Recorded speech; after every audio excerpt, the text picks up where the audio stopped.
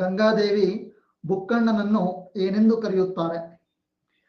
ಕರ್ನಾಟಕದ ರಾಯರು, ಕರ್ನಾಟಕ ಸಿಂಹಾಸನಾಧೀಶ್ವರು, ಕರ್ನಾಟಕ ಕವಿತಿಲಕ, ಕರ್ನಾಟಕ ಕುಲಕೀರ್ತಿ. ಅವನ್ ಮೀಸಿ ನೋಡಕ್ ಹೋಗ್ಬೇಡ್ರಿ, ನೀವು ಸೆಟ್ ಮಾಡಿಸ್ಕೊಡ್ರಂತ. ಆಮೇಲೆ ಕ್ವಶನ್ ನೋಡ್ರಿ, ಗಂಗಾದೇವಿ ಬುಕ್ಕಣ್ಣನನ್ನು ಏನೆಂದು ಕರೆಯುತ್ತಾರೆ ಅಂತ ಹೇಳಿ. ಮೇಡಮ್ ಅವರು ಅಣ್ಣ ಅವ್ರನ್ನ ಏನಂತ ಕರೀತಾರೆ? ಪ್ರಶ್ನೆ ಅರ್ಥ ಆಯ್ತಾ? ಪೋಲ್ಕೊಳ್ಳ. ಅಂಡ್ ವಿಕೆಟ್ ಕರ್ನಾಟಕ ಕುಲ ಕೀರ್ತಿ, ಕರ್ನಾಟಕ ಕುಲ ಕೀರ್ತಿ. ಗಂಗಾದೇವಿ ಒಂದು ಅದ್ಭುತವಾದ ಕೃತಿಯನ್ನ ಬರೀತಾರೆ. ಆ ಕೃತಿಯ ಹೆಸರು ಕಾಮೆಂಟ್ ಮಾಡಿ. ಮಧುರವಾಗಿರ್ತಕ್ಕಂಥ ಕೃತಿ, ಅದು ಬಹಳ ಫೇಮಸ್. ನಮಸ್ತೆ ಶ್ರೀಕಾಂತ್. ಗಂಗಾದೇವಿಯವರು ಮಧುರ ವಿಜಯಂ ಎನ್ನುವಂತ ಅದ್ಭುತವಾದ ಕೃತಿಯನ್ನ ರಚನೆ ಮಾಡ್ತಾರೆ. ಗಂಗಾದೇವಿ ಯಾರ ಮಡದಿ? ಗಂಗಾದೇವಿ ಕಂಪಣ್ಣ ನಾಯಕ ಎನ್ನುವಂಥವನ ಮಡದಿ. ಬುಕ್ಕಣ್ಣನ ಮಡದಿ ಮಾಡಿರಿ, ಮತ್ತ ಕಂಪಣ್ಣ ನಾಯಕನ ಮಡದಿ. ಓಕೆ, ದಂಡನಾಯಕವ. ಆತನ ಮಡದಿ ಯಾರು? ಗಂಗಾದೇವಿ. ಆಕೆ ಮಧುರಾ ವಿಜಯಂ ಎನ್ನುವಂತ ಕಾವ್ಯದೊಳಗ ಬುಕ್ಕಣ್ಣನನ್ನ ಕರ್ನಾಟಕದ ಕುಲಕೀರ್ತಿ ಅಂತ ಹೇಳಿ ಕರೀತಾರೆ. ಕರ್ನಾಟಕದ ಕುಲಕೀರ್ತಿ ಅಂತ ಹೇಳಿ ಕರೀತಾರೆ. ಓಕೆ, ನೆಕ್ಸ್ಟ್ ಎರಡನೇ ಪ್ರಶ್ನೆ ಕಡೆ ಹೋಗೋಣ. ಹಾಗಾದ್ರೆ ವಿಜಯನಗರದ ಅರಸರು ತಮ್ಮನ್ನ ತಾವು ಏನಂತ ಕರ್ಕೊಂಡ್ರು ಅಂತ ತಮಗ ತಾವೇ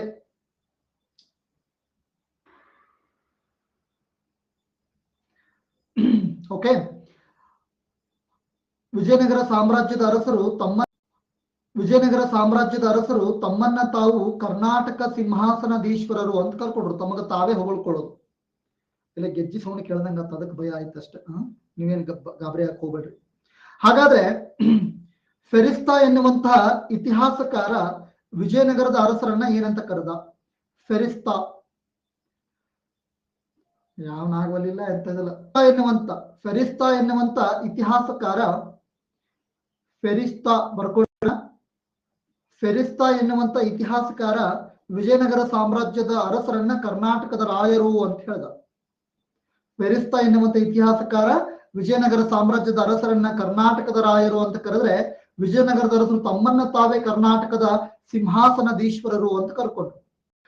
ಕೃಷ್ಣದೇವರಾಯನನ್ನ ಕನ್ನಡ ರಾಜ್ಯ ರಮಾರಮಣ ಎಂದು ಕರೆದವರು ಯಾರು? ಒಂದನೇ ಹರಿಹರ, ಅಬ್ದುಲ್ ರಜಾಕ್, ಅಲ್ಲಾಸಾನಿ ಪೆದ್ದಣ್ಣ ಅವರು, ಸಂಚಿ ಹೊನ್ನಮ್ಮ ಅವರು. ಕೃಷ್ಣದೇವರಾಯನನ್ನ ಕಂಡು ಯಪ್ಪ ಹೆಂಗದಿಯಲ್ಲೋ ಹುಲಿ, ನೀ ಹೆಂಗದಿ ಅಂದ್ರೆ ಕನ್ನಡ ರಾಜ್ಯ ರಮಾರಮಣ ಇದ್ದಂಗದಿ ಅಂತ ಹೇಳಿ ಬಿಲ್ಡಪ್ ಕೊಡೋರು ಯಾರು? ಕನ್ನಡ ರಾಜ್ಯ ರಮಾರಮಣ.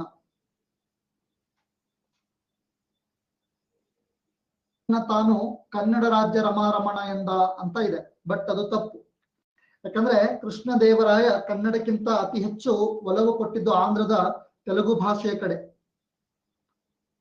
ಅರ್ಥ ಆಯ್ತಾ? ತೆಲುಗು ಭಾಷೆ ಕಡೆ ಜಾಸ್ತಿ ಆಸಕ್ತಿನ ತೋರಿಸಿರ್ತಾನೆ. ಆದ್ರೂ ಕೂಡ ಕನ್ನಡ ಸಾಹಿತ್ಯಕ್ಕೆ ಆತ ಕೊಟ್ಟಂತ ಪ್ರೋತ್ಸಾಹವನ್ನ ಮನಗಂಡು ಅಲ್ಲಾಸಾನಿ ಪೆದ್ದನ್ನ ಸ್ವತಃ ಆತನನ್ನ ಕನ್ನಡ ರಾಜ್ಯ ರಮಾರಮಣ ಅಂತ ಹೇಳಿ ಕರೀತಾರೆ. ಆಂಧ್ರ ಭೋಜ ಅಂತ ಹೇಳಿ ಕರೀತಾರೆ. ಅಕ್ಷುಲ ಕೃಷ್ಣದೇವರನ್ನ ಆಂಧ್ರ ಭೋಜ ಅಂತ ಹೇಳಿ ಕರೀತಾರೆ. ಬಟ್ ಇವ ಅಲ್ಲಾಸಾನಿ ಪೆದ್ದನ್ನ ಪ್ರೀತಿ ಜಾಸ್ತಿ ಆಗಿ ಇವ ಕನ್ನಡ ರಾಜ್ಯ ರಮಾರಮಣ ಅಂತ ಹೇಳಿ ಬಿರುದನ್ನ ಕೊಟ್ಟ. ಹದಿಬದೆಯ ಧರ್ಮವನ್ನ ರಚಿಸಿದ ಕವಯತ್ರಿ ಯಾರು? ಹದಿಬದೆಯ ಧರ್ಮ. ನೀವೆಲ್ಲ ಸೋಷಿಯಲ್ ಮೀಡಿಯಾವನ್ನ ಯೂಸ್ ಮಾಡ್ತೀರಿ, ಹೌದಾ? ಅವು ಇತ್ತೀಚೆಗೆ ಒಂದ್ ಎರಡು ಅಣ್ಣ ತಮ್ಮ ಅದಾವ, ಯಾವ ಪಿಕ್ಚರ್ ಇದಾದ್ರೆ ಬಂದು ರಿವ್ಯೂ ಕೊಡ್ತಾವ ನೋಡ್ರೇನು, ಮೀಡಿಯಾದ ಮುಂದೆ ಬಂದು ರಿವ್ಯೂ ಕೊಡ್ತಾವ, ಹೊಯ್ಕುಂತಾವ ಬಿದ್ದು ಒದ್ದಾಡಿ, ನೋಡಿರಲ್ಲ? ಸೊ ಹಂಗ ಅಬ್ದುಲ್ ರಜಾಕ್ ಏನ್ ಮಾಡ್ತಾನೆ, ವಿಜಯನಗರ ಸಾಮ್ರಾಜ್ಯಕ್ಕೆ ಭೇಟಿ ಕೊಟ್ಟಾಗ ಬಿದ್ದು ಒದ್ದಾಡಲಿಕ್ಕೆ ಸ್ಟಾರ್ಟ್ ಮಾಡ್ತಾನೆ. ವಿಜಯನಗರದಂತ ಸಾಮ್ರಾಜ್ಯ ಈ ಭೂಮಿ ಮೇಲೆ ಇರ್ಲಿಕ್ಕೇನೆ ಸಾಧ್ಯ ಇಲ್ಲ, ಹೌದಾ? ಇಂಥ ಸಾಮ್ರಾಜ್ಯವನ್ನ ಕಣ್ಣುಗಳು ಕಂಡಿಲ್ಲ, ಕಿವಿಗಳು ಕೇಳಿಲ್ಲ, ರಾಯರಂತ ರಾಯ ಮತ್ತು ಭೂಮಿ ಒಳಗೆ ಮತ್ತೊಬ್ಬಿಲ್ಲ ಅಂತ ಹೇಳಿ ಬಿದ್ದು ಒದ್ದಾಡಿ ಸಾಯ್ಲಿಕ್ಕೆ ಶುರು ಮಾಡ್ತಾನೆ. ಯಾರು? ಅಬ್ದುಲ್ ರಜಾಕ್. ಆ ಲೆವೆಲಿಗೆ ಬಿಲ್ಡಪ್ ಕೊಡ್ತಾನಂತ. ನೆನಪಿರ್ಲಿ ಅದು. ಯಾರವ? ಕಾಫಿನಾಡು ಚಂದನವ. ಕಣ್ಣುಗಳು ಕಂಡಿಲ್ಲ, ಕಿವಿಗಳು ಕೇಳಿಸಿಕೊಂಡಿಲ್ಲ, ಹೌದಾ? ತಂದಾನಿ ತಾನು ಅಲ್ಲ. ವಿಜಯನಗರ ಸಾಮ್ರಾಜ್ಯ ಸ್ಥಾಪನೆ ಆದದ್ದು ಯಾವಾಗ? ವಿಜಯನಗರ ಸಾಮ್ರಾಜ್ಯ ಸ್ಥಾಪನೆ ಆದದ್ದು ಯಾವಾಗ? 1347, 1336 ಜೂನ್ 17, 1336 ಏಪ್ರಿಲ್ 18, 1336 ಜೂನ್ 15. ಹರ ಹರ ಮಹಾದೇವ್. ವಿಜಯನಗರ ಸಾಮ್ರಾಜ್ಯ ಸ್ಥಾಪನೆ ಆಗಿದ್ದು 1338 ಏಪ್ರಿಲ್ 18ರಂದು. ಓಕೆ, ತುಂಗಾಭದ್ರಾ ನದಿಯ ಎಡದಂಡೆಯ ಮೇಲೆ ನಿರ್ಮಾಣವಾಗ್ತದೆ. ಇದನ್ನ ಹಕ್ಕ ಮತ್ತು ಬುಕ್ಕರಾಯ ಎನ್ನುವಂತ ಸಹೋದರರು ಇದನ್ನ ಸ್ಥಾಪನೆ ಮಾಡ್ತಾರೆ. ಏಪ್ರಿಲ್ 18 1336. ಡೇಟು ಮಂತು ಎರಡು ನೆನಪಿರ್ಬೇಕು. ಹಿಂಗ್ ಕೊಟ್ಟಂಗೆ ಬಿದ್ದು ಒದ್ದಾಡ್ ಸಾಯ್ತಾರೆ. 1338 ಅಂದ್ರಿ ಸರ್ ಭುವನೇಶ್ವರಿ ಅವರೇ. 1336 ಏಪ್ರಿಲ್ 18. ವಿಜಯನಗರ ಸಾಮ್ರಾಜ್ಯ ಸ್ಥಾಪನೆಗೆ ಕಾರಣವಾದ ಗುರುಗಳು ಯಾರು? ಗುರುಗಳ ಕೈ ಮುಗಿಯಾಕತ್ತಾವ. ನಮ್ಮ ಹಂಗಲ್ಲ, ಈಗಿನ ಗುರುಗಳಿಗೆ ಮೆಸೇಜ್ ಮಾಡ್ತಾವ, ರಿಪ್ಲೈ ಮಾಡ್ರಿ ಎಷ್ಟರ ದಿಮಾಕ್ ಐತಿ. ವಿದ್ಯಾರ್ಥಿಗಳ ತಾಳ್ಮೆಗೂ ಒಂದು ಮಿತಿ ಇರ್ತದ ಪಾಪ. ಮೆಸೇಜ್ ಮಾಡಿರ್ತಾವ, ಒಂದು ವಾರ ಗಟ್ಲೆ ನೋಡಿಲ್ಲ, ರಿಪ್ಲೈ ಮಾಡಿಲ್ಲ ಅಂದ್ರೆ ಎಷ್ಟರ ಮಾಡ್ತೀರಿ ಅಂತ ಹೇಳಿ ಒಳ್ಳೊಳಗ ಬೇಕು ಮೆಸೇಜ್. ಮುನ್ನ ಕನ್ಫ್ಯೂಸ್ ಮಾಡಕ್ಕ ಕೃಷ್ಣ. ವಿದ್ಯಾರಣ್ಯರು. ಓಕೆ, ವಿಜಯನಗರ ಸಾಮ್ರಾಜ್ಯ ಸ್ಥಾಪನೆಗೆ ಕಾರಣರಾದ ಗುರುಗಳು ಯಾರಪ್ಪ ಅಂದ್ರೆ ವಿದ್ಯಾರಣ್ಯರು. ನೋಡ್ರಿ ಎಷ್ಟು ಚಂದ ಅದ ನೋಡ್ರಿ. ಹೌದಾ? ಎಸ್, ವಿದ್ಯಾರಣ್ಯರ ಮಾರ್ಗದರ್ಶನದೊಂದಿಗೆ ತುಂಗಾಭದ್ರಾ ನದಿಯ ಎಡದಂಡೆಯ ಮೇಲೆ ಏನ್ ಮಾಡ್ತಾರೆ, ಹಕ್ಕ ಮತ್ತು ಬುಕ್ಕರಾಯರು 1336 ಏಪ್ರಿಲ್ 18ಕ್ಕೆ ವಿಜಯನಗರ ಸಾಮ್ರಾಜ್ಯವನ್ನ ಸ್ಥಾಪನೆ ಮಾಡ್ತಾರೆ. ನಮಸ್ತೆ ಪಚ್ಚಿಯವರೇ. ಕುಂಜರಕೊಂಡವನ್ನ ವಿಜಯನಗರ ಸಾಮ್ರಾಜ್ಯದ ರಾಜಧಾನಿಯನ್ನಾಗಿ ಆಳ್ವಿಕೆ ನಡೆಸಿದವರು ಯಾರು? ಕುಂಜರಕೊಂಡ ಯಾರ ರಾಜಧಾನಿ ಆಗಿತ್ತು ಅಂತ? ಕುಂಜರಕೊಂಡ. ಕೋಲ್ಕೊಳ್ಳಿ. ಕುಂಜರಕೊಂಡ ಅಂದ್ರೆ ಒಂದೇ, ಆನೆಗುಂದಿ ಅಂದ್ರೆ ಒಂದೇ. ಆನೆಗುಂದಿ ಅಂತ ಏನ್ ಕರಿತಿರಲ್ಲ ನೀವು, ಆನೆಗುಂದಿ ಅಂತ ಏನ್ ನೀವು ಕರಿತಿರಲ್ಲ ಪ್ರೆಸೆಂಟ್, ಅದನ್ನೇ ಕುಂಜರಕೊಂಡ ಅಂತ ಹೇಳಿ ಕರೀತಾರೆ. ಅರ್ಥ ಆಯ್ತಾ?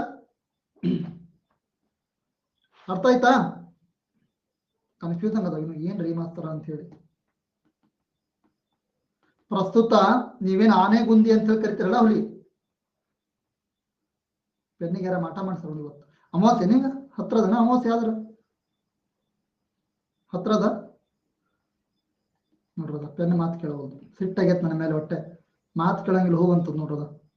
ಗಪ್ಪಿ ನಾನು ಚಾಕ್ಲೇಟ್ ಕೊಡಿಸ್ತೀನಿ, ಗಪ್ಪಿರೋದ ಚಾಕ್ಲೇಟ್ ಕೊಡಿಸ್ತೀನಿ ಅಂದ್ಕೊಳ್ಳೆ ಮಾತು ಕೇಳ್ತದ. ಆನೆಗುಂದಿ ಸರ, ಆನೆಗುಂದಿ ಅಥವಾ ಕುಂಜರಕೊಂಡವನ್ನ 1ನೇ ಹರಿಹರ ತನ್ನ ರಾಜಧಾನಿಯನ್ನಾಗಿ ಮಾಡ್ಕೊಂಡ ಅಂತೇಳಿ ಯಾವ ಶಾಸನ ಹೇಳ್ತದ್ರಿ ಸರ ಅಂತ ಕೇಳಿದ್ರೆ ಪೀಲೂರು ಶಾಸನ ಹೇಳ್ತದ. ಪೀಲೂರು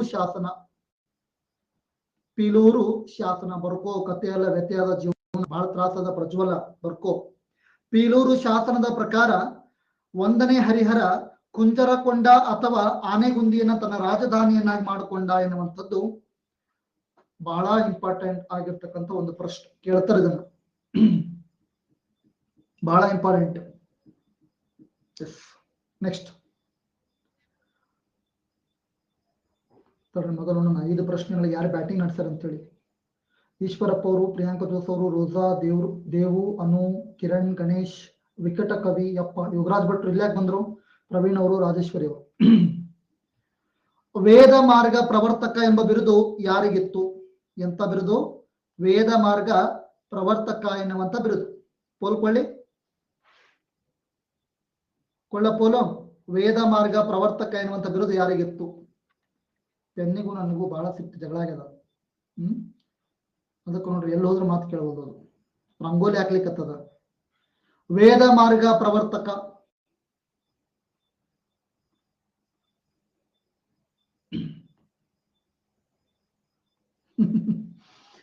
ಪ್ರಿನ್ಸ್ ಗೌಡ ಅವರೇ ಕ್ಲಿಯರ್ ಮಾಡ್ತೇನ್ರಿ. 1ನೇ ಬುಕ್ಕರಾಯನನ್ನ ವೇದ ಮಾರ್ಗ ಪ್ರವರ್ತಕ ಅಂತ ಹೇಳಿ ಕರೀತಾರೆ.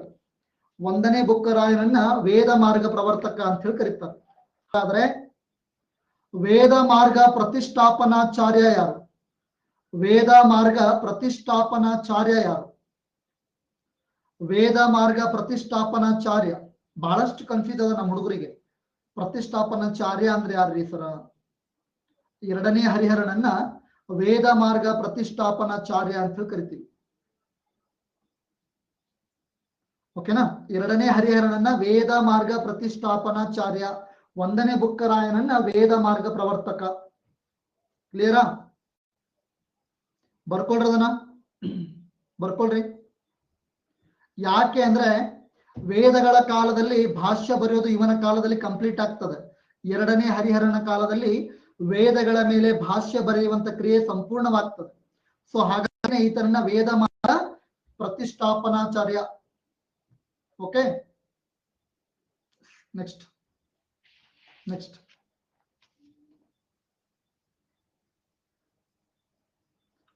ಭಾಷೆಗೆ ತಪ್ಪುವ ರಾಯರ ಗಂಡ. ಇದು ಯಾರ ಬಿರುದು? ಯಾರ ಬಿರುದು ನೋಡ್ರಿ, ಬಹಳ ಇಂಪಾರ್ಟೆಂಟ್. ಕೆಲವೊಂದು ಬುಕ್ಕಲ್ಲಿ ಭಾಷೆಗೆ ತಪ್ಪದ ರಾಯರ ಗಂಡ ಅಂತ ಕೂಡ ಇದೆ, ಹೋಲ್ಕೊಳ್ಳಿ. ಒಂದನೇ ಹರಿಹರ, ಎರಡನೇ ಹರಿಹರ, ಒಂದನೇ ದೇವರಾಯ, ಎರಡನೇ ದೇವರಾಯ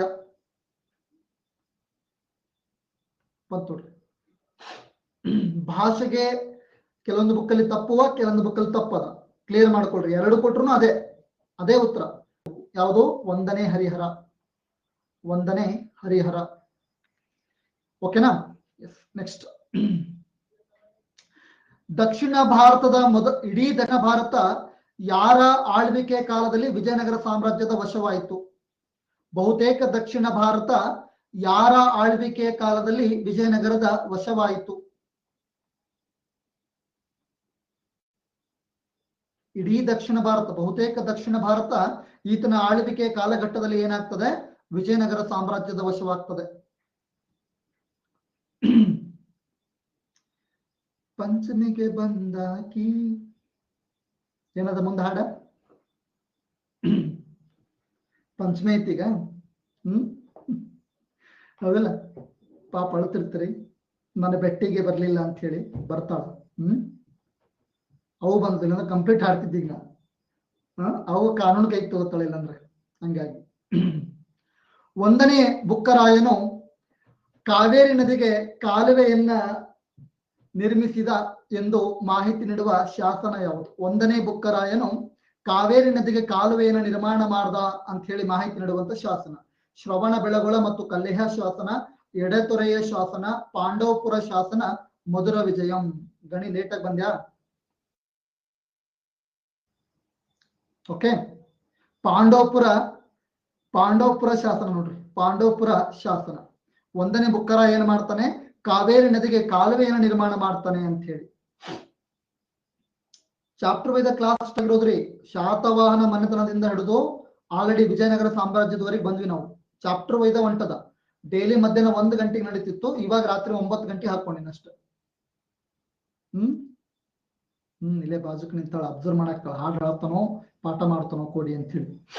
ಮಹಾರಾಜಾದಿರಾಜ ಎಂಬ ಬಿರುದನ್ನು ಧರಿಸಿದ ಮೊದಲ ವಿಜಯನಗರದ ಅರಸ ಯಾರು? ಓಕೆ, ಕೃಷ್ಣದೇವರಾಯ, ಅಳಿಯ ರಾಮರಾಯ, ಎರಡನೇ ಹರಿಹರ, ರಾಜಾದಿರಾಜ ಎನ್ನುವಂತ ಬಿರುದು. ರೊಚ್ಚಿಗೆದ್ದು ಈ ಬಿರುದು ಅಂತ ನಾವು ಬಿಡಂಗಿಲ್ಲ.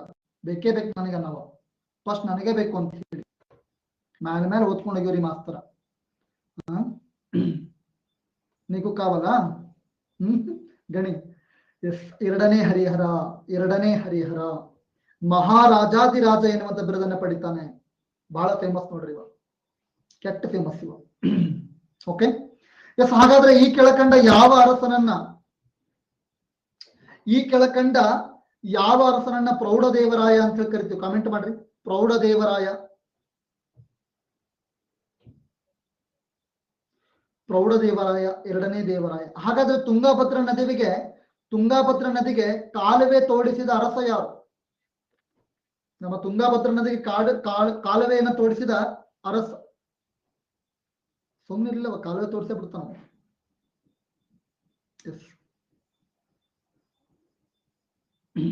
49%. ಎರಡನೇ ದೇವರಾಯ. ವಿಜಯನಗರ ಸಾಮ್ರಾಜ್ಯದಲ್ಲಿ ಸತಿ ಸಹಗಮನ ಪದ್ಧತಿ ಮತ್ತು ಬಹುಪತ್ನಿತ್ವದ ಬಗ್ಗೆ ಉಲ್ಲೇಖ ನೀಡಿದ ವಿದೇಶಿ ಪ್ರವಾಸಿಗ ಯಾರು? ಅಂದ್ರೆ ಹೆಂಡತಿ ಸಾಯೋ ಟೈಮ್ ಒಳಗೆ ಗಂಡ ಕುತ್ತಿಗೀಚಿ ಸಾಯಿಸೋದು. ಹೆಂಡತಿ ಇನ್ನೇನ್ ಸಾಯ್ತೀನಂತ ಗೊತ್ತಾದ ಕೂಡಲೇ ಗಂಡನ ಕುತ್ತಿಗೀಚಿ ಸಾಯಿಸೋದು. ಇಲ್ಲ ಬೋಗುಣಿ ತಗೊಂಡು ಗಂಡನ ತಲೆ ಹೊಡೆಯೋದು, ಕಸಮರ್ಗಿ ತಗೊಂಡು ಹೊಡೆಯೋದು. ಮೊದಲು ಸತಿ ಸಹಗಮನ ಪದ್ಧತಿ ಇತ್ತು, ಇತ್ತೀಚೆಗೆ ಪತಿ ಸಹಗಮನ ಪದ್ಧತಿ ಆಗ್ಯದ. ಹೌದಿಲ್ಲ? ವಿಜಯನಗರ ಸಾಮ್ರಾಜ್ಯದಲ್ಲಿ ಸತಿ ಸಹಗಮನ ಪದ್ಧತಿ ಮತ್ತು ಬಹುಪತ್ನಿತ್ವದ ಬಗ್ಗೆ ಉಲ್ಲೇಖ ನೀಡಿದ ವಿದೇಶಿ ಪ್ರವಾಸಿಗ ಯಾರು? ಅಬ್ದುಲ್ ರಜಾಕ್, ನಿಕೊಲೋ ಕಾಂಟಿ, ನಿನ್ನೆ ಹೇಳಿದನ ನ್ಯೂನೀಜ್ ಅವರು, ಫೆಡ್ರಿಕ್ ಸೀಸರ್ ಅವರು. ನಿನ್ನೆ ಇದ್ರ ಬಗ್ಗೆ ಪ್ರಶ್ನೆ ಕೇಳಿದ್ದೆ, ನೋಡೋಣ ಎಷ್ಟು ಜನ ಸರಿಯಾಗಿ ಹಾಕ್ತೀರಿ ಅಂತ ಹೇಳಿ.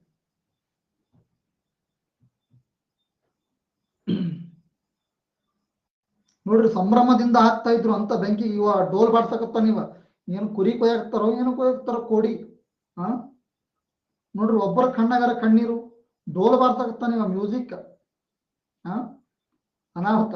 ಎರಡನೇ ದೇವರಾಯ, ಒಂದನೇ ದೇವರಾಯ ಅಲ್ರಿ, ಒಂದನೇ ದೇವರಾಯನ ಕಾಲಘಟ್ಟದಲ್ಲಿ ನಿಕೊಲೋ ಕಾಂಟಿ, ಒಂದನೇ ದೇವರಾಯನ ಕಾಲಘಟ್ಟದಲ್ಲಿ ನಿಕೊಲೋ ಕಾಂಟಿ ಏನಂತ ಹೇಳ್ತಾನೆ, ಒಂದನೇ ದೇವರಾಯದ ಆಸ್ಥಾನಕ್ಕೆ ಭೇಟಿ ಕೊಟ್ಟಾಗ ಅಲ್ಲಿ ಸತಿ ಸಾಗಮನ ಪದ್ಧತಿಯು ಕೂಡ ಇತ್ತು, ಬಹುಪತ್ನಿತ್ವ ಪದ್ಧತಿಯು ಇತ್ತು ಅಂತ ಹೇಳ್ತಾನ. ಹೌದಾ? ನೋಡ್ರಿ ಡೋಲ್ ಬರ್ತಾಗತ್ತಾನೋ ಏನೋ ಆನೆ ಗೀನಿ ಎಲ್ಲ ಬಂದು ವಿಚಿತ್ರದ ಇದು ಹೊಟ್ಟೆ. ಕಬಾಬ್ ಮಾಡ್ಲಿಕ್ಕೆ ಅನಿಸ್ತದ.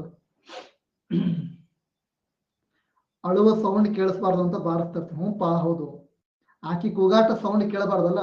ಹೌವಾರಿ ಮುಂದೆ ಗಂಡ ಸತ್ಕೊಟ್ಲೆ ಓಡಕ್ಕೋ ಮತ್ ನನ್ನ ಎಲ್ಲಿ ತಂದು ಕಬಾಬ್ ಹುರ್ದಂಗ್ ಉರಿತಾರೋ ಅಂತ ಹೇಳಿ. ಬೆಂಕಿಗೆ ಬಿದ್ದಾಗ ಆಕೆ ಆಕ್ರಂದನ ಕೇಳಿಸಬಾರ್ದು, ಆಕೆ ಚೀರಾಟ ಕೇಳಿಸಬಾರ್ದು ಅನ್ನೋ ಕಾರಣಕ್ಕೆ ನಗಾರಿಗಳನ್ನ ಬಾರಿಸ್ತಾ ಇದ್ರು ಅಂತ ಹೇಳಿ ಉಲ್ಲೇಖ ಇದೆ. ಅರ್ಥ ಆಯ್ತಾ? ಬಟ್ ನಮ್ಮ ಮುಂದೆ ಈಗ ಸತಿ ಸಾಗಮನ ಪದ್ಧತಿಯಲ್ಲಿ ಈಗ ಪತಿ ಸಾಗಮನ ಆಯ್ತು ಈಗ ಹೆಚ್ಚು ಕಡಿಮೆ. ಕುರಾನಿನ ಪ್ರತಿಯನ್ನ ತನ್ನ ಸಿಂಹಾಸನದ ಮೇಲಿಟ್ಟು ಆಳ್ವಿಕೆ ನಡೆಸಿದ ದೊರೆ ಯಾರು? ಕುರಾನಿನ ಪ್ರತಿಯನ್ನ ಅಂದ್ರೆ ಈತನ ಕಾಲದಲ್ಲಿ ಎಷ್ಟು ಧಾರ್ಮಿಕ ಸಹಿಷ್ಣುತೆ ಇತ್ತು ಅನ್ನೋದಕ್ಕೆ ಇದು ಉದಾಹರಣೆ. ಕೃಷ್ಣದೇವರಾಯ, ವೀರ ನರಸಿಂಹ, ಎರಡನೇ ದೇವರಾಯ ಸಾಳುವ ನರಸಿಂಹ. ಕುರಾನಿನ ಪ್ರತಿಯನ್ನ ತನ್ನ ಸಿಂಹಾಸನದ ಮೇಲಿಟ್ಟು ಆಳ್ವಿಕೆ ನಡೆಸಿದ ಅರಸ. ಅದಕ್ಕೆ ನಮ್ಮ ವಿಜಯನಗರ ಸಾಮ್ರಾಜ್ಯ ಹಗರ ಸಾಮ್ರಾಜ್ಯ ಮಾಡ್ರಿ. ನೀವು ನಿನ್ ಮಕ್ಕಳಾಟ ಮಾಡ್ರಿ, ಅದನ್ನು ಸುಮ್ಮನೆ ಮಕ್ಕಳಾಟ ಮಾಡ್ರಿ. ವಿಜಯನಗರ ಸಾಮ್ರಾಜ್ಯ ಅಂದ್ರ ಜಗತ್ತಿನ 4 ಸಾಮ್ರಾಜ್ಯಗಳಿಗೆ 4 ಸಾಮ್ರಾಜ್ಯಗಳಲ್ಲಿ ಒಂದು ಅಂತ ಹೊಗಳ್ತಾರದನ್ನ. ಹೌದಾ? ಸರ್ವ ಧರ್ಮಗಳಿಗೆ ಸಮಾನತೆಯನ್ನು ಕೊಟ್ಟಂತ ಸಾಮ್ರಾಜ್ಯ ನಮ್ಮ ವಿಜಯನಗರ ಸಾಮ್ರಾಜ್ಯ. ನೀವೀಗ ಹೆಂಡತಿಗೆ 1 ಗ್ರಾಮ್ ಬಂಗಾರ ಕೊಡ್ಸ ಕಳಿಸ್ತೀರಿ. ನಮ್ಮ ವಿಜಯನಗರ ಸಾಮ್ರಾಜ್ಯ ಟೈಮ್ ಒಳಗೆ ನಾವು ಏನು ಬೇಕು ಬೇಬಿ ಅಂದ ಕೂಡ್ಲೆ ಆಕೆ ನೆಕ್ಲೆಸ್ ಬೇಕಂದ್ರೆ ನೆಕ್ಲೆಸ್ ಅಂಗಡಿನ ಕೊಡ್ಸೋರು, ತಗೋ ಬೇಬಿ ತಗೋ ಅಂತ ಹೇಳಿ. ಅಂತ ಅನಾಹುತ ಸಾಮ್ರಾಜ್ಯ ನಮ್ಮ ವಿಜಯನಗರ ಸಾಮ್ರಾಜ್ಯ. ಕೆಜಿ ಗಟ್ಲೆ ಬಂಗಾರ ಕೊಡಿಸ್ತಿದ್ರು, ಕೆಜಿ ಗಟ್ಲೆ. ಮುತ್ತು ರತ್ನ ವಜ್ರ ವೈಡೂರ್ಯಗಳು. ಒಂದು ಬಾಮು ಹೂವ ತಗೊಂಡೋಗಿಲ್ಲ ಮನೆಗೆ, ಅವಾಗ ಮುತ್ತು ರತ್ನ ವಜ್ರ ವೈಡೂರು ರೋಣಗೆ, ಹಂಗೆ ರೋಣಗೆ ಯಾವ ಅನ್ನೋರು. ನೀವು ಗೀವು ಇತ್ತಂದ್ರೆ ತಡಿಲಿ ಆ ಕಡೆ ಈ ಕಡೆ ಅಂತ ನೋಡಿ ಜೋಬ್ನ ಹಾಕೊಂಡ್ಬಿಡ್ತಾರೆ. ಅಟ್ಟಿದ್ದು ಅಟ್ಟು ಎಲ್ಲ ತಗೊಂಡೋದ್ರು ಕಳ್ರು. ಹೌದಲ್ಲ? ನಮ್ ಕಡೆ ಹೆಣ್ಮಕ್ಳು ಇರ್ಬೇಕಿತ್ತು ಅವಾಗ. ಕುಂತಂಗ ಕುಂತ 1 ತಕೊಳ್ಳೋವು ಕಳ್ರು. ಹೌದಲ್ಲ? ಸಾಳ್ವಾಭ್ಯುದಯ ಈ ಕೃತಿಯನ್ನ ರಚಿಸಿದವರು ಯಾರು? ಸಾಳ್ವಾಭ್ಯುದಯ ಲಕ್ಕಣ್ಣ ದಂಡೇಶ, ಶ್ರೀನಾಥ, ಎರಡನೇ ದೇವರಾಯ, ರಾಜನಾಥ ಡಿಂಡಿಮ. ಬಹಳ ಎಡವಟ್ಟಿ ನೋಡ್ರಿ. ಈಗ ಮೆಕ್ಕೆಜೋಳ ಟೈಮ್ ಈಗ. ಓಕೆ, ರಾಜನಾಥ ಡಿಂಡಿಮ. ಅರ್ಧ ಹೆಣ್ಮಕ್ಳ ಖಾಲಿ ಮಾಡಿರ್ತಾವ ನಮ್ ಕಡೆ. ಏನ ಆರಾಮದಿ ಅಂದಿರ್ತಾವ, 1 4 ಮುರಿದಿರ್ತಾವ ಪಾಪ.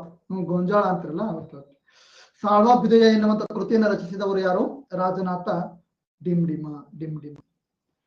ಸಾಳುವ ಎಂದರೆ ಕುದುರೆ, ಹದ್ದು, ಗರುಡ, ಜಿಂಕೆ. ಸಾಳುವ ಎಂದರೆ ತಪ್ಪು. ಹೌದಾ ದೋಸ್ತ ಅಂತವ್ ಈಗ ಫೋಟೋ ನೋಡಿ ಹೇಳಕ್ ಬಿದ್ರ. ಗರುಡ ಫಸ್ಟ್ ಗರುಡನ ಕೊಟ್ಟೇನಿಲ್ಲ, ಕನ್ಫ್ಯೂಸ್ ಆಗಬಾರ್ದು ನೀವು ಅಂತೇಳಿ. ಕಿರಣ್ ಅವ್ರೆ ನಮಸ್ತೆ. ನಿಮ್ ತಪ್ಪು. ನೆಕ್ಸ್ಟ್, ಹದ್ದು ಬೇರೆ ಗರುಡ ಬೇರೆ ಕೋಡಿ. ಈ ಕೆಳಕಂಡ ಯಾವ ದೊರೆಯ ಆಳ್ವಿಕೆಯನ್ನ ದಕ್ಷಿಣ ಭಾರತದ ಸಾಂಸ್ಕೃತಿಕ ಸಮ್ಮಿಲನ ಕಾಲ ಅಂತ ಕರೀತಾರೆ? ದಕ್ಷಿಣ ಭಾರತದ ಸಾಂಸ್ಕೃತಿಕ ಸಮ್ಮಿಲನದ ಕಾಲ. 1ನೇ ದೇವರಾಯ, 1ನೇ ಹರಿಹರ, 2ನೇ ದೇವರಾಯ, ಕೃಷ್ಣ ದೇವರಾಯ. ದಕ್ಷಿಣ ಭಾರತದ ಸಾಂಸ್ಕೃತಿಕ ಸಮ್ಮಿಲನದ ಕಾಲ.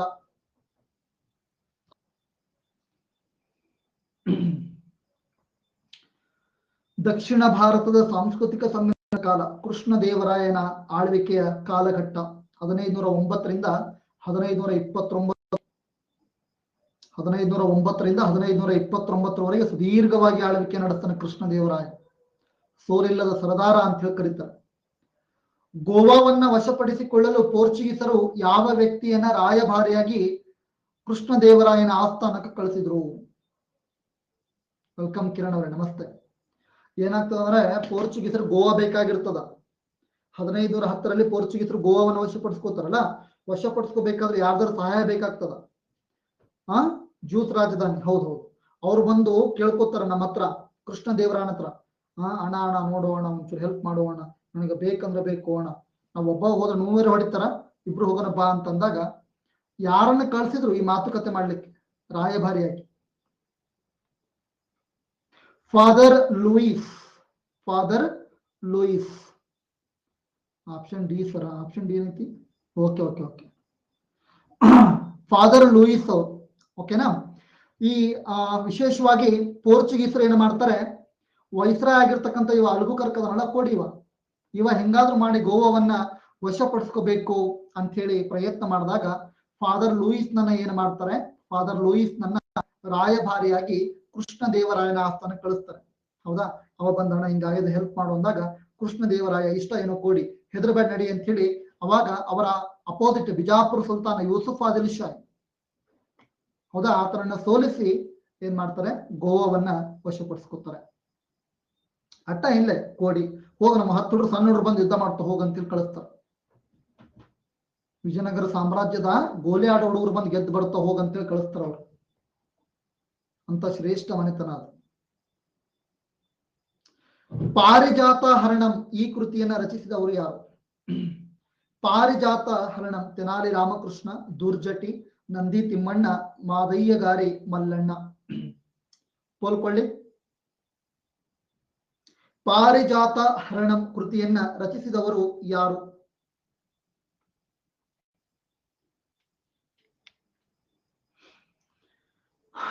ಪಾರಿಜಾತ ಹರಣಂ ನಂದಿ ತಿಮ್ಮಣ್ಣ. ಓಕೆ. ರಾಜಶೇಖರಂ ಚರಿತ. ರಾಜಶೇಖರಂ ಚರಿತ ಎನ್ನುವಂತ ಗ್ರಂಥವನ್ನ ಮಾದಯ್ಯಗಾರಿ ಮಲ್ಲಣ್ಣ ಅವರು ಬರೀತಾರೆ. ಪಾಂಡುರಂಗ ಮಹಾತ್ಮೆ ಇಂಪಾರ್ಟೆಂಟ್ ಇವೆಲ್ಲ.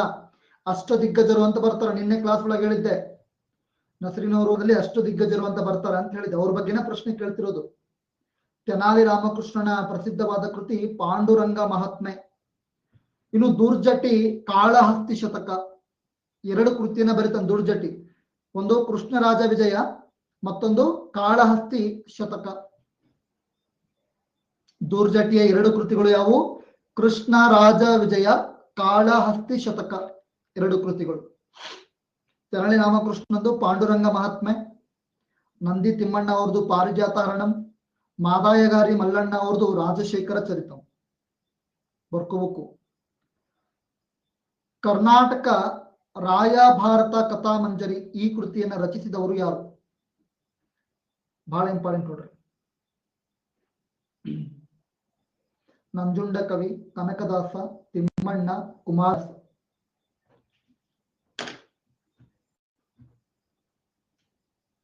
ಮಹಾಭಾರತ 8 ಪರ್ವಗಳು.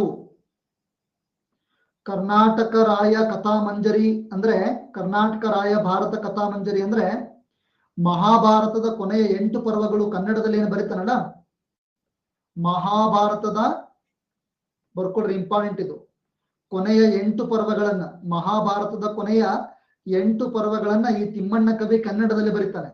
ಆ 8 ಪರ್ವಗಳ ಒಟ್ಟಾರೆ ಮೊತ್ತವನ್ನ ಕರ್ನಾಟಕ ರಾಯ ಭಾರತ ಕಥಾಮಂಜರಿ ಅಂತ ಹೇಳಿ ಕರೀತಾರೆ. ಗದುಗಿನ ನಾರಾಯಣಪ್ಪ ಯಾರ ಮೊದಲ ಹೆಸರು? ಗದುಗಿನ ಭಾರತ ಎನ್ನುವಂತ ಅದ್ಭುತವಾದ ಕೃತಿಯನ್ನ ಬರೀತಾರೆ. ಕುಮಾರ ರಾಮನ ಕತೆ ಬರೆದವರು ಯಾರು? ಕುಮಾರ ರಾಮನ ಕತೆ. 100 ಸರಿ ನೋಡಿರ್ತೀರಿ ಫಿಲ್ಮ್, 100 ಸರಿ ಓದಿರ್ತೀರಿ, ಒಟ್ಟು ತಲೆಗಂತೂ ಇಟ್ಕೊಳಂಗಿಲ್ಲ. ಕುಮಾರ ರಾಮನ ಕತೆ ನಂದ ಕವಿ, ನಳರಿತೆ, ಮೋಹನ ತರಂಗಿಣಿ, ಧಾನ್ಯ ಚರಿತೆ. Very good.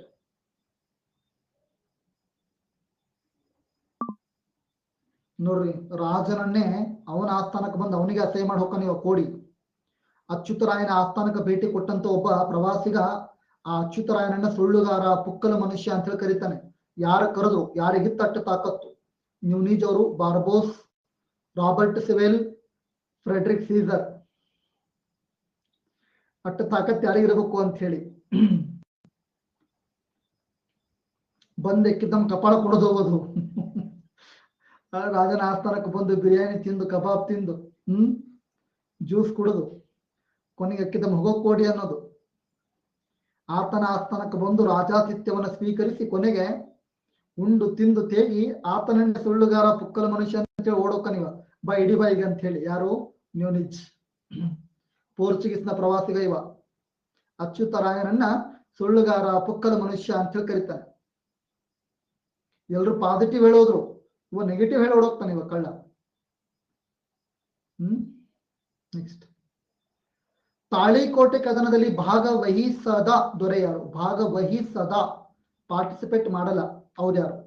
ಅಲಿ ಆದಿಲ್ ಶಾ, ತುಘಲಕ್ ಖಾನ್, ಅಲಿ ಬರೀದ್ ಶಾಹಿ, ಹುಸೇನ್ ನಿಜಾಮ್ ಶಾಹಿ. ತಾಳಿಕೋಟೆ ಕದನದಲ್ಲಿ 4 ಮನೆತನಗಳು ಭಾಗವಹಿಸ್ತವೆ, ಒಂದು ಮನೆತನ ಭಾಗವಹಿಸಲ್ಲ. ಒಂದು ರಾಜ್ಯ ಮನೆತನ ಭಾಗವಹಿಸಲ್ಲ.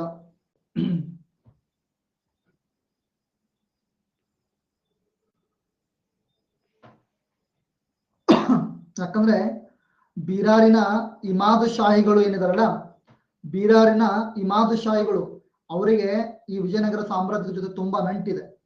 ಮೊದಲಿಗೆ ಸಾಮ್ರಾಜ್ಯ ಬಿಡಿಸ್ಕೊಟ್ಟಿದ್ದೆ ಅವರು, ಹೌದಲ್ಲ? ಹಾಗಾಗಿ ತುಘಲಕ್ ಖಾನದಲ್ಲಿ ಭಾಗವಹಿಸಲಿ. ಇಲ್ಲಪ್ಪ, ನಾವು ಅವರು ಚೆನ್ನಾಗದೀವಿ, ನೀವು ಕಿತ್ತಾಡ ಸಾಯಿರಿ, ನಮಗವ್ರು ಯಾವತ್ತಿದ್ರು ದೋಸ್ತರೆ, ನಾವು ಭಾಗವಹಿಸಲ್ಲ ಅಂತ ಹೇಳಿ. ಹೌದಲ್ಲ? ತಾಳಿಕೋಟದಲ್ಲಿ ಭಾಗವಹಿಸದ ದೊರೆ. ಯಾವಾಗ ನಡೀತಪ್ಪ ತಾಳಿಕೋಟೆ ಕದನ?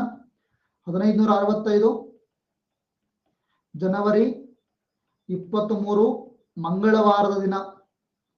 ಮಂಗಳವಾರದ ದಿನ ಟೋಟಲ್ 27 ದಿನ ಈ ಯುದ್ಧ ನಡೀತದೆ. 27 ಡೇಸ್, 27 ಡೇಸ್ ಕಂಟಿನ್ಯೂಸ್ ಆಗಿ 27 ದಿನ. ಮಾಡಕ್ ಕೆಲಸ ಇತ್ತೋ ಬಿಡ್ತೋ ಗೊತ್ತಿಲ್ಲ, ಯುದ್ಧ ಅಂತ ಮಾಡ್ತಾರೆ. ಅರ್ಥ ಆಯ್ತಾ? ವಿಜಯನಗರದ ಈ ಕೆಳಕಂಡ ಯಾವ ಅರಸನನ್ನ ಸಾಮ್ರಾಜ್ಯವಿಲ್ಲದ ಸಾಮ್ರಾಟ ಅಂತ ಇದ್ರು? ಕರ್ನಾಟಕದ ವಾಟರ್ಲೂ ಅಂತ ಹೇಳಿ ಕರೀತಾರೆ. ವೆರಿ ಗುಡ್, ಶಬಾಷ್.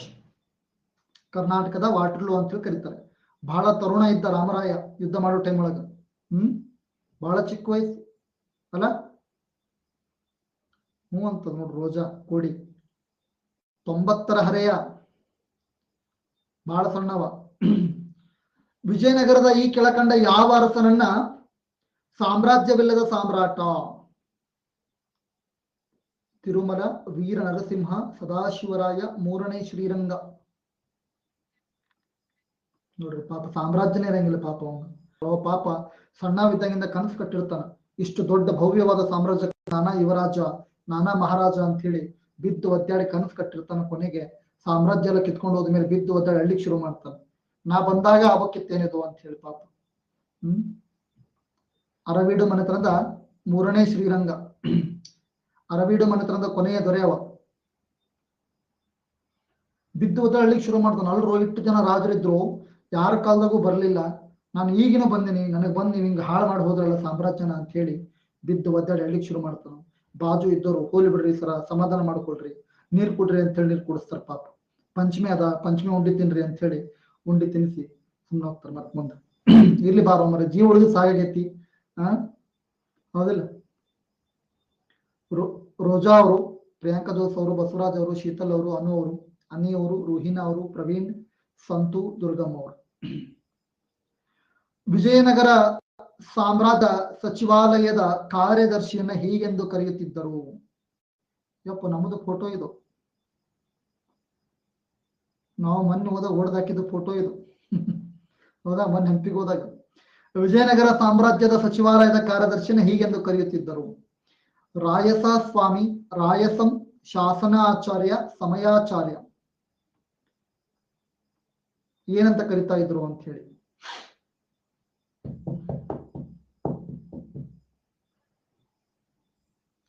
ವಿಜಯನಗರ ಸಾಮ್ರಾಜ್ಯದ ಸಚಿವಾಲಯದ ಕಾರ್ಯದರ್ಶಿಯನ್ನ ಏನಂತ ಕರಿತಾ ಇದ್ರು ಅಂದ್ರೆ ರಾಯಸಂ ಅಂತ ಹೇಳಿ ಕರಿತಾ ಇದ್ರು. ಸಚಿವಾಲಯದ ಕಾರ್ಯದರ್ಶಿ. ಮುಖ್ಯ ಕಾರ್ಯದರ್ಶಿಯನ್ನ ಏನಂತ ಕರಿತಾ ಇದ್ರು ಅಂತ. ಮುಖ್ಯ ಕಾರ್ಯದರ್ಶಿ. ಮುಖ್ಯ ಕಾರ್ಯದರ್ಶಿ ನಸರೀನ್ ಅವರು, ದುರ್ಗಮ್ಮ ಅವರು, ಉದಯ್ ಅವರು, ಪ್ರಿಯಾಂಕಾ ಜೋಸ್ ಅವರು, ಶೀತಲ್ ಅವರು. ಮುಖ್ಯ ಕಾರ್ಯದರ್ಶಿ ಯಾರಂದ್ರೆ ರಾಯಸ ಸ್ವಾಮಿ. ರಾಯಸ ಸ್ವಾಮಿ. ಸಚಿವಾಲಯದ ಕಾರ್ಯದರ್ಶಿ ರಾಯಸಂ, ಮುಖ್ಯ ಕಾರ್ಯದರ್ಶಿ ರಾಯಸ ಸ್ವಾಮಿ. ರಾಯಸ ಸ್ವಾಮಿ. ಸ್ವಧರ್ಮ ರಕ್ಷಣೆಗೆ ನೇಮಿಸಲ್ಪಟ್ಟಂತ ಅಧಿಕಾರಿಗಳನ್ನ ಏನಂತ ಕರಿತಾ ಇದ್ರು? ಸ್ವಧರ್ಮ ರಕ್ಷಣೆಗೆ ನೇಮಿಸಲ್ಪಟ್ಟಂತ ಅಧಿಕಾರಿಗಳು. ಧರ್ಮದ ರಕ್ಷಣೆಗೋಸ್ಕರ, ಸ್ವಧರ್ಮ ರಕ್ಷಣೆಗೋಸ್ಕರ ನೇಮಕವಾದಂತ ಅಧಿಕಾರಿ. Very good. ಸಮಯಾಚಾರ್ಯ. ರಾಜನ ಆಜ್ಞೆಗಳನ್ನ ಜಾರಿಗೆ ತರುವ ಅಧಿಕಾರಿ. ರಾಜ ಹೇಳದಪ್ಪ ಈಗ ಹೋಗಿ ದೋಸ್ತ ಹೋಗಿ ನನಗೆ ಒಂದು 4 ಕಡಕು ಜ್ವಾಳದ ರೊಟ್ಟಿ, ಒಂದು ಪುಂಡಿ ಪಲ್ಯ ತಗೊಂಬ ಅಂತ ಕೂಡಲೇ ಹೋಗಿ ತಗೊಂಬರುದು. ರಾಜನ ಆಜ್ಞೆಗಳನ್ನ ಜಾರಿಗೊಳಿಸುವುದು ಶಾಸನಾಚಾರ್ಯ. ಆಜ್ಞೆಗಳು ಶಾಸನ, ಮಾತೆ ಶಾಸನ ಮಂತ್ರಲ್ಲ ಹಂಗ. ಹೋಗಿ ರೊಟ್ಟಿ ಪುಂಡಿ ಪಲ್ಯ ತಂದು ಕೊಡೋದು. ಬ್ರಾಹ್ಮಣರು ವಾಸಿಸುತ್ತಿದ್ದ ಅಗ್ರಹಾರದ ಮುಖ್ಯಸ್ಥರನ್ನ ಏನೆಂದು ಕರೆಯುತ್ತಿದ್ದರು? ಆಯಾಗಾರ, ತಳಾರಿ, ಮಾಸವೆಗ್ಗಡೆಗಳು, ಮಹಾನಾಕಾಚಾರ್ಯ. ಗೋಧಿ ಹುಕ್ಕಿ ಮುಳಗಾಯಿ ಪಲ್ಯ. ಬ್ರಾಹ್ಮಣರು ವಾಸಿಸುತ್ತಿದ್ದ ಅಗ್ರಹಾರನ ಏನಂತ ಕರಿತಾ ಇದ್ರು ಅಂತ ಹೇಳಿ. ಬರೇ ಇಂಥವ್ ಎಡವಟ್ಟು ಮಾಡ್ತಾರ ನೋಡ್ರಿ ನಾವು. ಬ್ರಾಹ್ಮಣರು ವಾಸಿಸುತ್ತಿದ್ದ ಅಗ್ರಹಾರದ ಮುಖ್ಯಸ್ಥರನ್ನ ಮಾಸವೆಗ್ಗಡೆಗಳು. ಮಾಸವೆಗ್ಗಡೆಗಳು. ನಾನಾ ಮಧ್ಯ ಕುಂದರ್ಸ್ಬಿಡ್ರಿ ನನಗೆ.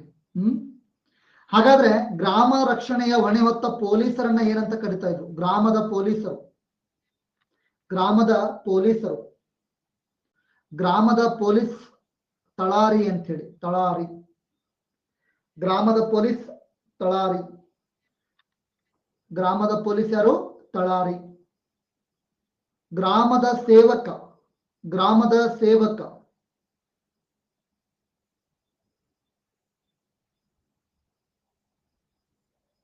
ಗ್ರಾಮದ ಸೇವಕ ಆಯಾಗಾರ. ಉದಯ್ ಅವರು, ಪ್ರಿಯಾಂಕಾ ಜೋಸ್ ಅವರು, ರೋಹಿಣಾ ಅವರು, ದುರ್ಗಮ್ಮ ಅವರು, ಪವಿ ಅವರು. ಓದೇ ಅಲ್ರಿ ಸರ್ ನಾವೆಲ್ಲ ಯಾಕೆ ಓದೋನು?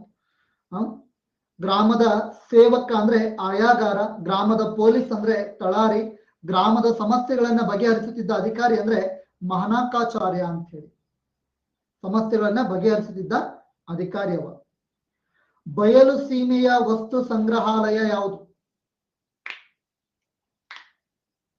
ಪಂಪಾಂಬಿಕ, ಭಾರತದ ಪಾಂಪೆ, ನಾಗಲಾಪುರ, ಹಂಪಿ.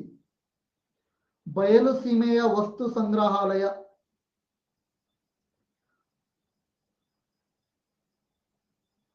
ಬಯಲು ಸೀಮೆಯ ವಸ್ತು ಸಂಗ್ರಹಾಲಯ ಅಂತೇಳಿ ಹಂಪಿಯನ್ನ ಕರಿತೀವಿ. ಹಂಪಿ. ಬಯಲು ಸೀಮೆಯ ವಸ್ತು ಸಂಗ್ರಹಾಲಯವೆಂದು ಹಂಪಿಯನ್ನ ಕರೆಯಲಾಗ್ತದೆ. ಬಹಳ ಫೇಮಸ್. ಬಹಳ ಅಂದ್ರೆ ಬಹಳ ಫೇಮಸ್.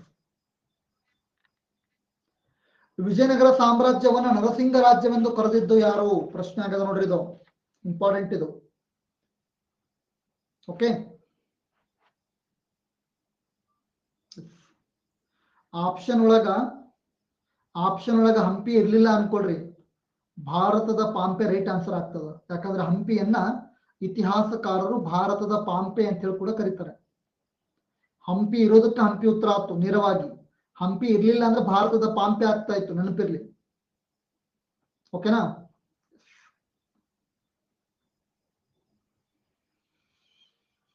ನೆಕ್ಸ್ಟ್, ವಿಜಯನಗರವನ್ನ ನರಸಿಂಗ ರಾಜ್ಯವೆಂದು ಕರೆದಂತ ಪ್ರವಾಸಿಗ ಯಾರು? ನಿಕೆಟಿನ್, ಬಾರ್ಬೋಸ್, ನ್ಯೂನೀಸ್, ಅಬ್ದುಲ್ ರಜಾಕ್.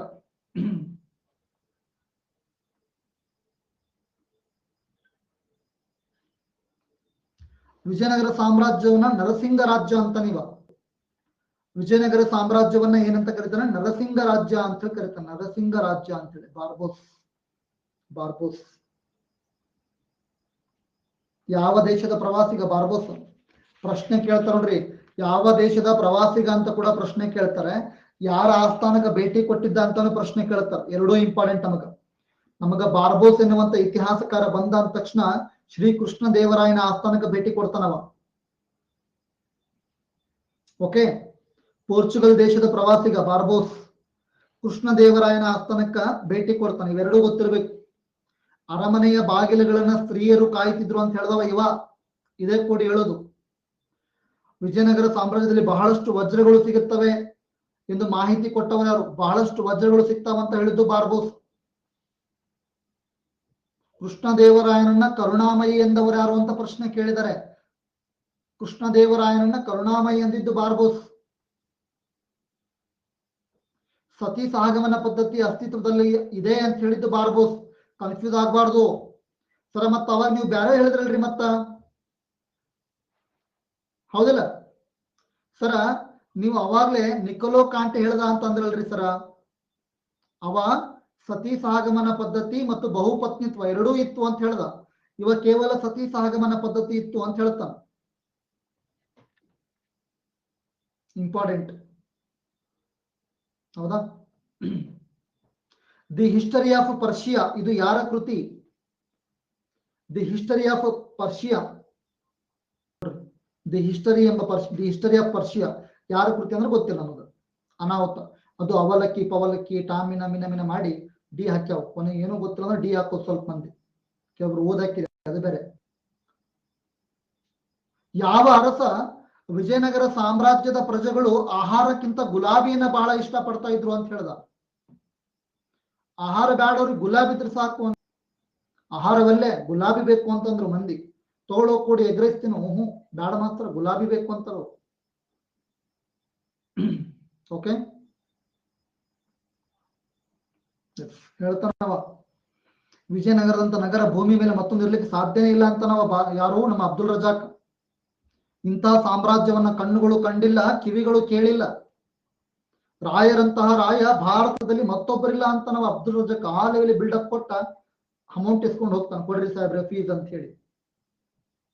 ರಷ್ಯಾದ ಪ್ರವಾಸಿಗನಾಗಿರ್ತಕ್ಕಂಥ ನಿಕೇಟಿನ್ ಕೂಡ ಬಹಳ ಇಂಪಾರ್ಟೆಂಟ್. ವಿರೂಪಾಕ್ಷನ ಆಸ್ಥಾನಕ್ಕೆ ಬರ್ತಾನೆ ನಿಕೇಟಿನ್ ರಷ್ಯಾದ ಪ್ರವಾಸಿಗಾತ. ವಿರೂಪಾಕ್ಷ ಎಂಬ ದೊರೆಯ ಆಸ್ಥಾನಕ್ಕೆ ಭೇಟಿ ಕೊಡ್ತಾನೆ. ಜೊತೆಗೆ ಬೀದರ್ಗೂ ಹೋಗಿ ಬರ್ತಾನೆ, ಹಂಗೆ ಬೀದರ್ಗೂ ಭೇಟಿ ಕೊಡ್ತಾನೆ. ಓಕೆ, ಇನ್ನು ನ್ಯೂನಿಜ್ ಅವ ಕೂಡ ಬಹಳ ಫೇಮಸ್. ಅಚ್ಯುತರಾಯನ ಆಸ್ಥಾನಕ್ಕೆ ಬಂದು ಅಚ್ಯುತರಾಯಣನ ಹುಚ್ಚುಗೊಟ್ಟಿ ಅಂತ ಹೇಳೋ ಪುಕ್ಕುಲ ಮನುಷ್ಯ.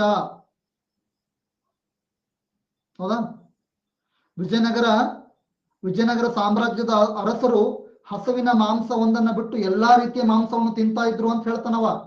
ಪ್ರಶ್ನೆ ಆಗ್ಯದ, ವಿಜಯನಗರ ಸಾಮ್ರಾಜ್ಯದ ವಿಜಯನಗರ ಸಾಮ್ರಾಜ್ಯದ ಪ್ರಜೆಗಳು ಗೋಮಾಂಸವನ್ನು ಹೊರತುಪಡಿಸಿ ಉಳಿದ ಎಲ್ಲಾ ಮಾಂಸವನ್ನು ತಿಂತಾ ಇದ್ರು ಅಂತ ಹೇಳಿಕೆ ನೀಡಿದ ಪ್ರವಾಸಿಗ ಯಾರು ಅಂತ ಹೇಳಿ? ನ್ಯೂನಿಜ್. ದನದ ಮಾಂಸವನ್ನು ಹೊರತುಪಡಿಸಿ ಎಲ್ಲಾ ತಿಂತಾ ಇದ್ರು ಅಂತ ಹೇಳಿ. ಎಲ್ಲ ಇಂಪಾರ್ಟೆಂಟ್ ನೋಡ್ರಿ, ಓದಿಲ್ಲ ನಾವು. ವಿಜಯನಗರವನ್ನ ಅತ್ಯಂತ ದೀರ್ಘಕಾಲ ಆಳ್ವಿಕೆ ನಡೆಸಿದ ಮನೆತನ ಯಾವುದು? ಸಂಗಮ, ಸಾಳುವ, ತುಳುವ, ಅರವೀಡು. ವಿಜಯನಗರ ಸಾಮ್ರಾಜ್ಯವನ್ನ ಅತ್ಯಂತ ದೀರ್ಘಕಾಲ ಆಳ್ವಿಕೆ ನಡೆಸಿದ ಮನೆತನ 45%.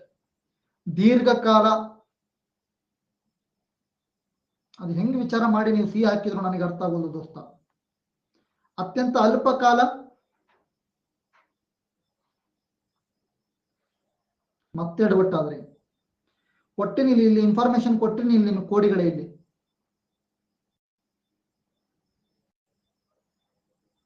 ಹೌದಾ? ಪೋಲ್ ಕೊಡ್ತೀನಿ ನೋಡ್ರಿ. ಈಗ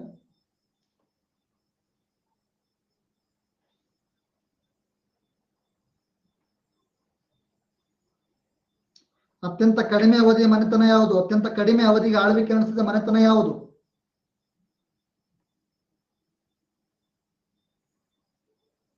ಯಾವುದು ಅತ್ಯಂತ ಕಡಿಮೆ ಅವಧಿ ಮನೆತನ? Very good Ambika, very good. Saluva. ಪೆನ್ನಿಗೆ ಗೊತ್ತಾ? ಮರೆಯಲಾಗದ ಸಾಮ್ರಾಜ್ಯ, ಒಟ್ಟ ಮರೆಯಕ್ಕಾಗಿಲ್ಲ, ಬೇಕೇ ಬೇಕು ಅಂತ ಹೇಳಿ. ರಾಬರ್ಟ್ ಸೆವೆಲ್, ಸೂರ್ಯನಾರಾಯಣಾಚಾರಿ, ಜವಾಹರ್ಲಾಲ್ ನೆಹರು ಅವರು, ಫೆಡ್ರಿಕ್ ಸೀಸರ್. ಮರೆಯಲಾಗದ ಸಾಮ್ರಾಜ್ಯ ಅಂತೇಳಿ. ನೀವೆಲ್ಲ ಹುಡುಗರು ಬರ್ಕೋತಿರಲ್ಲ, ಆರದ ಗಾಯ. ಹಾ, ಮರೆಯಂಗಿಲ್ರಿ ಸರ, ಹೇಳ್ತೀರಿ ನೀವೆಲ್ಲ ಡ್ಯಾಶ್ ಡ್ಯಾಶ್ ಎಲ್ಲ ಮರೆಯಕ್ಕಾಗಿಲ್ಲ ಅಂತ ಹೇಳಿ. ಸೂರ್ಯನಾರಾಯಣಚಾರಿ, ಮರೆಯಲಾಗದ ಸಾಮ್ರಾಜ್ಯ. ಹೇಗ್ ಕೋಡಿ ಮರೆತು ಹೋದ ಸಾಮ್ರಾಜ್ಯ ಅಂದವ ಯಾರು? ತಲೆ ಮರ್ತ ಬಿಟ್ಟು ಹೋಗ್ಲಿ ಅಂತ ಹೇಳಿ. ಹಿಂಗೂ ಇರ್ತಾವ ಹಂಗೂ ಇರ್ತಾವ. ಹೋಗೋ ಕೋಡಿ, ನೀ ಉಚ್ಚಾರ ಮಾಡಿ ಏನು ಮರ್ತೋಗ್ಯ ನಾವು. ಅದ ಮರೆತು ಹೋದ ಸಾಮ್ರಾಜ್ಯ. ಕೆಲವೊಂದು ನೆನಪಿಟ್ಕೊಂಡು ಇಡ್ತಾವೇನು, ಲಗ್ನ ಆಗಿ ಮಕ್ಕಳಾಗಿ ಮಕ್ಕಳಾಗಿ ಮೊಮ್ಮಕ್ಕಳಾಗಿ ಹಣ್ಣನ ಮುದುಕಾಗಿ ಕುಂತಿದ್ರು ಕೂಡ ಆ ದಿನಗಳು ಮರೆಯಲು ಸಾಧ್ಯವೇ ಅಂತ ಇರ್ತಾವ ಕೆಲವೊಂದು. ಇನ್ನು ಕೆಲವು 2 ದಿನಕ್ಕೆ ಹೂವಾರಿ ಒಂದು ಮೆಸೇಜ್ ಆಗ್ತಾವ. ಹೌದಾ, 2 ತರದ ಜನರು ಇದಾರೆ ಭೂಮಿ ಮೇಲೆ. ರಾಬರ್ಟ್ ಸಿವೆಲು ಮರೆತು ಹೋದ ಸಾಮ್ರಾಜ್ಯ ಅಂತ ಹೇಳಿ ಬಿದ್ದು ಒದ್ದೆ ನಕ್ರೆ, ಸೂರ್ಯನಾರಾಯಣಾಚಾರ್ಯ ಅವರು ಒಳಕೋತ ಮರೆಯಲಾಗದ ಸಾಮ್ರಾಜ್ಯ ಆಗಂಗಿಲ್ಲಪ್ಪ ಅಂತ ಹೇಳಿ, ಆರ್ದ ಗಾಯ ಅದದು ಅಂತ ಹೇಳಿ ಹೇಳ್ತಾರೆ ಪಾಪ. Okay, next. ಧೂಳಾಕ್ಷರ ಎಂದರೆ ಏನು? ಭೂಮಿಯನ್ನ ವರ್ಗೀಕರಿಸಿ ಅದರ ಫಲವತ್ತತೆಯ ಆಧಾರದ ಮೇಲೆ ಕಂದಾಯ ನಿಗದಿ ಮಾಡುವುದು. ಭೂಮಾಪನ ಕೋಲು. ಸೇನೆಯ ನಾಯಕರು ತಮ್ಮ ಸೇವೆಗಾಗಿ ರಾಯರಿಂದ ಪಡೆಯುತ್ತಿದ್ದಂತ ದತ್ತಿ, ಟ್ಯಾಕ್ಸ್. ಶಿಕ್ಷಣ ಪದ್ಧತಿ. ಧೂಳಾಕ್ಷರ ಎಂಬುವುದು ವಿಜಯನಗರ ಸಾಮ್ರಾಜ್ಯದ ಆಳ್ವಿಕೆ ಕಾಲದಲ್ಲಿ ಧೂಳಾಕ್ಷರ ಅಂದ್ರೆ ಧೂಳು ಪ್ಲಸ್ ಅಕ್ಷರ, ಧೂಳಾಕ್ಷರ ಶಿಕ್ಷಣ ಪದ್ಧತಿ. ಧೂಳೆ ಬಸ್ರಿ ಅಂತ ಚಂದ ಓದಿ, ಚಂದ ಓದಿ, ಧೂಳೆ ಬಸ್ರಿ ಅಂತ ಧೂಳಾಕ್ಷರ. ಹಂಪಿ ವಿಶ್ವ ಪಾರಂಪರಿಕ ಪಟ್ಟಿಗೆ ಸೇರಿದ್ದು ಯಾವಾಗ? ಹಂಪಿ ವಿಶ್ವ ಪಾರಂಪರಿಕ ಪಟ್ಟಿಗೆ ಸೇರಿದ್ದು 1986, 87, 2011, 12. ಎಷ್ಟು ಚಂದ ಐತ್ ನೋಡ್ರಿ, ಹಾಳು ಹಂಪಿ ಅಂತ. ಈಗ ಹಂಗದ, ಇನ್ನು ಅವಾಗ ಹಂಗಿರ್ಬೇಡ ಮದಿನ, ಹೌದಲ್ಲ? ಹಂಪಿ ಇವಾಗ್ಲೇ ಹಿಂಗೆ ಅವಾಗ ಇನ್ನಂಗೆ ಅಂತ ಹೇಳಿ ಯಾವ್ದೋ ಪಿಕ್ಚರ್ ಒಳಗೆ ಡೈಲಾಗ್ ಆಯ್ತದ, ಸಾಧು ಕೋಕಿಲಿಂದ ಯಾರ್ದ ಆಯ್ತದು. ಸೊ ಹಂಗಿದು. ಹಂಪಿ ವಿಶ್ವ ಪಾರಂಪರಿಕ ಪಟ್ಟಿಗೆ ಸೇರಿದ್ದು 1986.